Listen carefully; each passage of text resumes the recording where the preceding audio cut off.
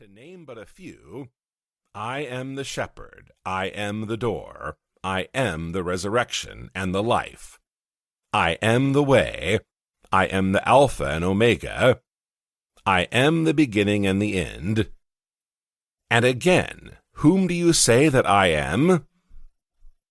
It is not stated, I, Jesus, am the door, I, Jesus, am the way, nor is it said, whom do you say that I, Jesus, am? It is clearly stated, I am the way.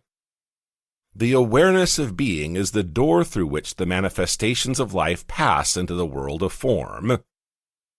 Consciousness is the resurrecting power, resurrecting that which man is conscious of being. Man is ever outpicturing that which he is conscious of being. This is the truth that makes man free, for man is always self-imprisoned or self-freed. If you, the reader, will give up all of your former beliefs in a God apart from yourself, and claim God as your awareness of being, as Jesus and the prophets did, you will transform your world with a realization that I and my Father are one. This statement, I and my Father are one, but my Father is greater than I, seems very confusing.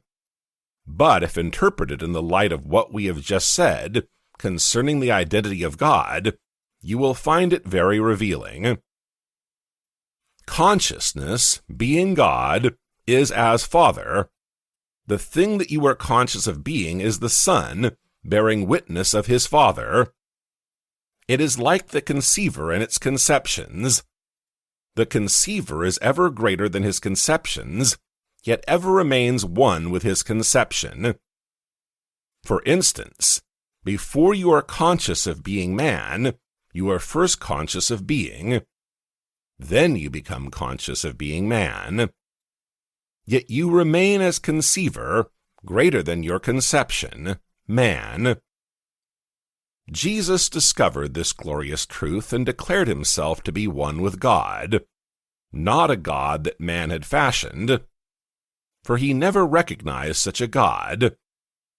He said, if any man should ever come saying, look here or look there, believe them not, for the kingdom of God is within you.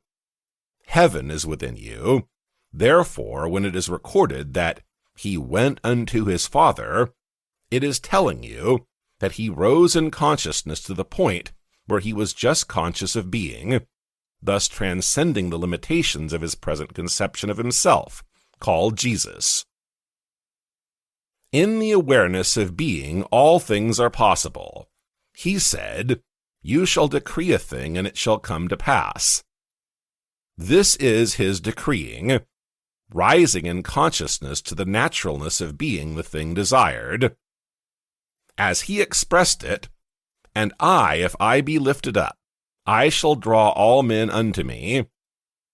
If I be lifted up in consciousness to the naturalness of the thing desired, I will draw the manifestation of that desire unto me. For he states, no man comes unto me save the Father within me draws him, and I and my Father are one. Therefore, consciousness is the Father that is drawing the manifestations of life unto you. You are at this very moment drawing into your world that which you are now conscious of being. Now you can see what is meant by, you must be born again. If you are dissatisfied with your present expression in life, the only way to change it is to take your attention away from that which seems so real to you and rise in consciousness to that which you desire to be. You cannot serve two masters.